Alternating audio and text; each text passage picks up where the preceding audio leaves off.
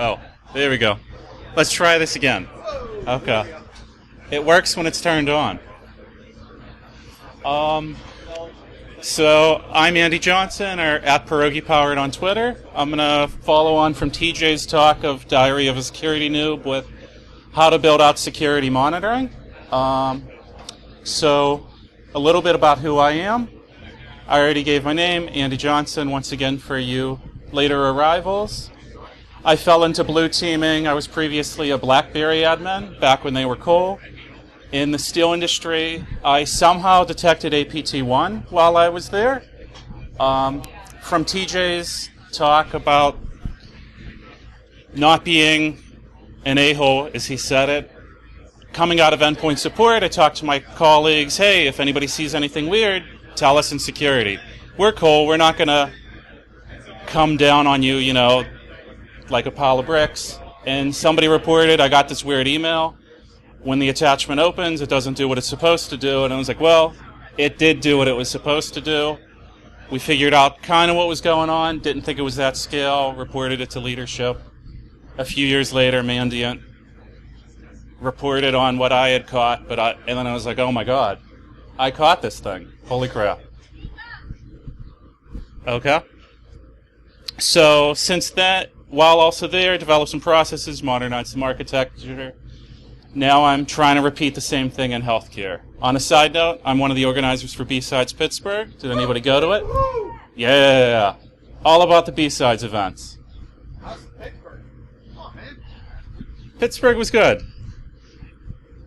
So anyway, the concept for this talk, you're new or newer to an organization. You might have a SIM, you're building a SIM. You've got all these generic alerts, but like, how do you get something that your leadership wants to see? Like, failed logins are generic. Nobody likes them. I don't like to respond to them. My junior analysts don't like to respond to them. So then what? Well, you know, you've got your data identification. Like, well, what's important? Well, right now I'm in healthcare. So all the admins, well, they're important. And everybody that has access to PHI, well, they're important. Who's left? Just my leadership, because they're not admins and they don't have access to PHI. So everybody in my organization is high priority. In my previous organization, if you're running the processes, you were high priority. If you were selling, you were high priority. It's basically like everything's important. So then what? So that was the issue I've been trying to figure out. You know, how do you do something where you're not like, well, this system has a bunch of failed logins, this system has an AV alert that was cleaned. Like, how do you go from there? First part of it, I wanted to give a shout out to Ryan Volok. He had given a presentation. Rather than just rehash it, I'm just going to say go to Iron Geek's site. It was from DerbyCon 2015, Simplified SIM Use Case Management. It's fantastic. He has a breakdown of some sample alerts to get you started. He has how to build metrics, use case monitoring, and sample reporting. So, yeah. Because you could be great, but if you can't report what you're finding, it's no better than those failed logins that you're constantly dealing with. So rather than try to rehash what he did a fantastic job. I'd just say go to that. So starting with, people, process, technology. Let's go with people. So your department gave you maybe some good resources, maybe some bad resources, but IT's busy ITing. As everybody else has said, hey, they got to patching stuff. They got to keep the business running. Can you find any internal security allies? If you wear some security stuff, if you can, or just make yourself known as the security person, there's going to be that oddball that just wants to talk to you. And they may not be awesome security, but if they're willing to help you. And that's really worked for me. Just be out there, talk to people. Hey, is security stopping you? How could I make things better? Or, yeah, you want to talk about what you saw on the news, like WannaCry? Let's talk about it. Hey, how would that impact whatever you do? You know, are you a database admin? Would WannaCry hit you? So if you could find them, they may give you hints. They may say, like, oh, yeah, by the way, I got this MRI machine. It's like 20 years old, running Windows XP. Like, it's just like, oh, that's not on our asset inventory. Or, yeah, I'm in the database group. We're all Microsoft SQL and Oracle. But by the way, we do have a little bit of DB2 we just don't tell anybody about. Like, oh God. But at least you know about it. You could start to compensate for it, try to figure it out. Just talking to people. I mean, TJ mentioned that. Outside the organization, we've got these VARs. Can they add any value? I've found some luck talking with some of them. Microsoft seems to always be wanting to help. You probably have some global MSA with them. You might have free professional services hours. At the very least, you could ask them, hey, the Active Directory admins, they don't want to talk to me. What do you think of our Active Directory? And they might say, oh, you're running domain, like a NT6 domain, forest level. You should try to talk to them to upgrade. So try talking to them. I've had zero luck with IBM for the mainframe. If anybody knows any mainframe people, I'd love to talk to you.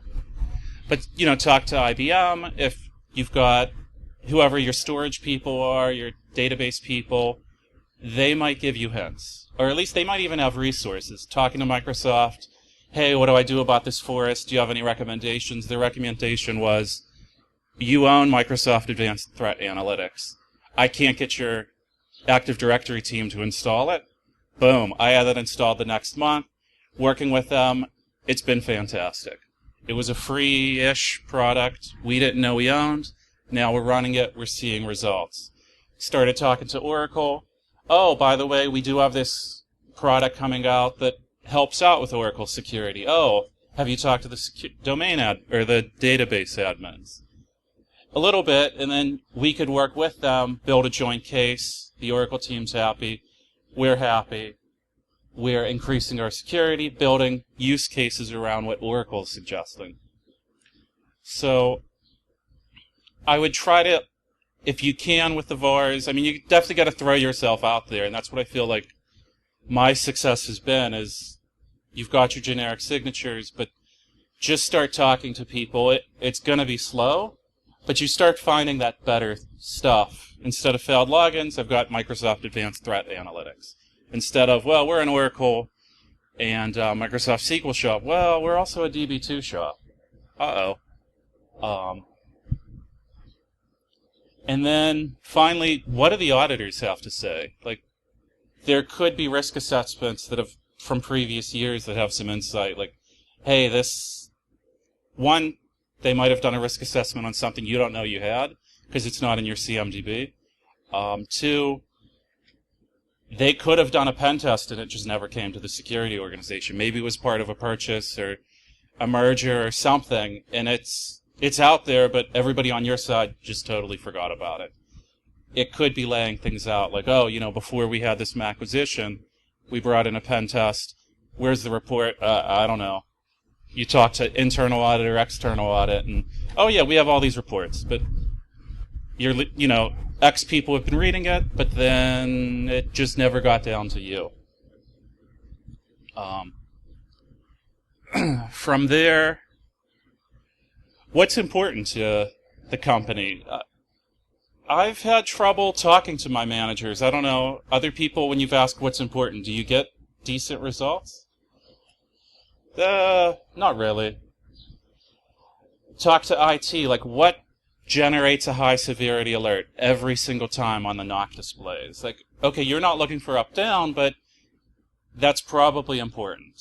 So if they're always generating a high severity alert for maybe network equipment on this floor, I bet those people are important, or at least they're running 24/7 rather than other areas of your department. Or, well, most of these endpoints are, whatever, but these people, they always get a high priority. Were they executives? Or no, they're this, and they help run our, keep us in business.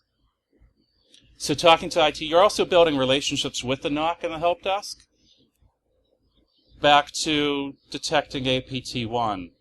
Hey, by the way, thanks for all that information. If you get anybody that calls with weird or goofy stuff, pass it by security. We cause so much weird, goofy stuff. maybe we could help. Maybe we could. It's something that didn't detect a signature, but should have. Finally, or not finally, what parts of the organization have a lot of people? I've had some luck there. If there's an entire team for your databases, but then like an entire separate team for Teradata, it's either real complex or real important or both. So that might help you find the important parts of your organization. When I came in, I did a dump of all my Active Directory groups, figured out which groups were the biggest. You'll also occasionally find like cross-functional groups that you didn't know existed that were critical. So you've got, your project managers or your merger and acquisition people, but by the way, there's this group of people, they always go in when there's like a merger. We should probably keep an eye on their equipment. They're likely to get phished. Or things like that. So like dump groups, see, does it map to your organization? Is this helping you? Other guides have said, look at your major communication flows. Yeah, but that kind of just tells you Google is important and YouTube is important. But is YouTube important for running your organization? I don't know. I've had a little more luck with consistent sites. Like, is there something somebody's visiting every day, or using your monitoring, can you figure out, hey, maybe this is on a terminal, it's not even labeled as a terminal? So, I've got this random IP that keeps calling back to Philips. Like, well, how many other IPs are doing the same thing? Uh-oh. Here's all of my medical equipment. This stuff's important. By the way, it only calls out to Philips. So any of this stuff, if it does anything else, it's behaving differently. So that's something to think about. I mean, there's the medical devices, but then there's also, terminals that maybe just show the weather. Like, okay, I've got this list of IPs for weather machines. Do they trigger any web browsing alarms? Boom, something strange is going on.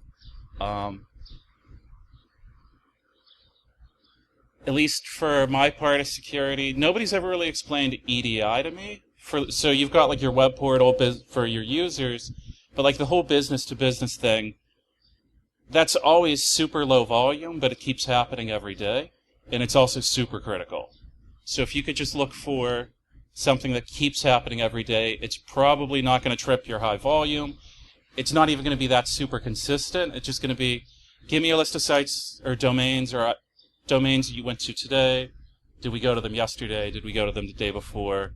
After about a week, you'll probably have your critical websites. Hey, are there any outages to any of these systems? Start to monitor for that. Is it behaving differently?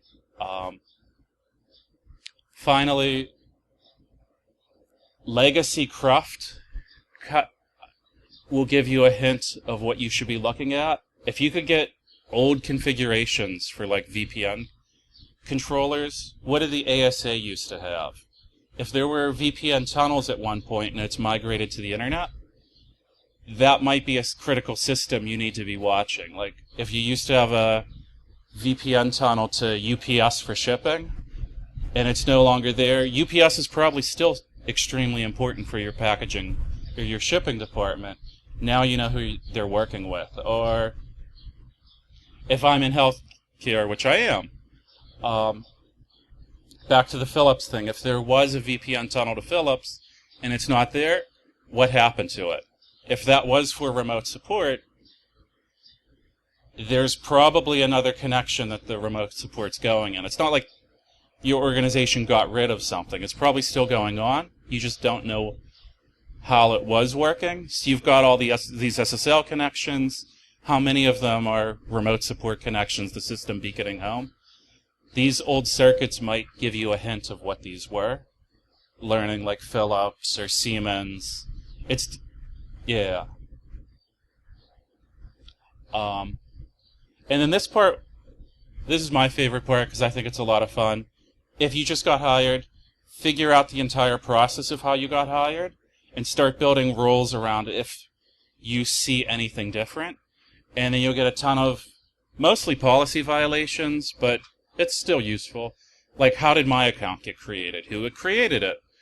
Who else is creating accounts? Well, why was mine created this way, and along with like 99 other people, but this account was created separately?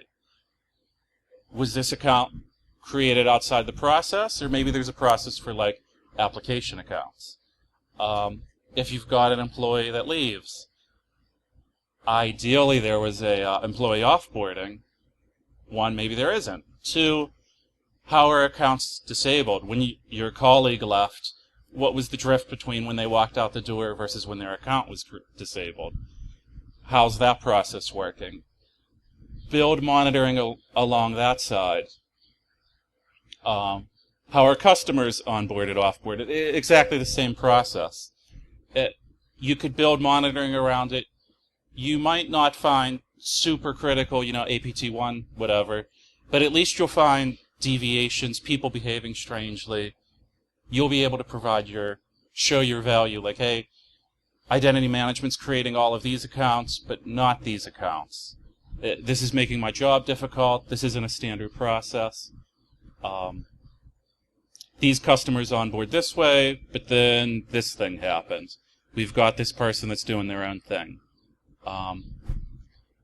What's your organization's cash flow or product flow?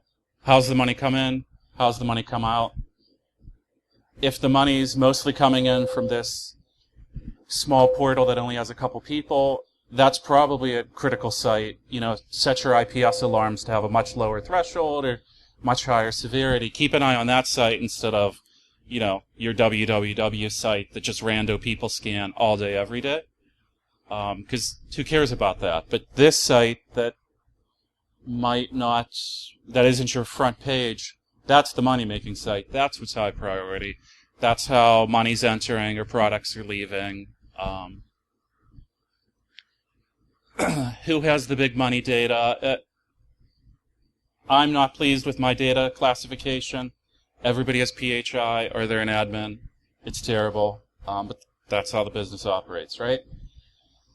Who would have the higher value money? So if we were looking to merge, like mergers and acquisitions, business planning, I feel like they're higher priority. I don't know if anybody has any other ideas of groups. Okay. Because just because somebody has a bunch of data, they might not be the high priority phishing target. That's kind of what I've been trying to figure out. Like, if you've got some sensitive data, but who has the bigger money data? Business planning, mergers. Who are the people really driving where your organization's going? Yeah, exactly. You've got a bunch of managers or doctors or whatever, but the admin assistant has access to 24 of their inboxes. That person's going to get, if that person gets hit, it's even worse than any of those other 12 people. If you could think about things like that, you get past generic alerts, failed logins, or oh, this person has some PHI, like they have 1, this person has 100. That's really the difficult part that I've found, and that's what I'm trying to communicate. I'm at the end of my slides, so if anybody has any questions, throw them out. My goal with all of this was, hey, I've done this a couple times. Does anybody have any feedback on what I should be doing? Does this make sense? It'll get you beyond just failed logins. It'll give you something interesting. When I've shown these alerts, it isn't whiz-bang, flashy, but leadership has liked them a lot better when I've found policy issues. And then I've also indirectly found penetration testers, because they're going to eventually try to, create an account and it's outside the process. Or if they do something strange, because I'm just documenting workflows of the rest of IT or the rest of the business. Yeah.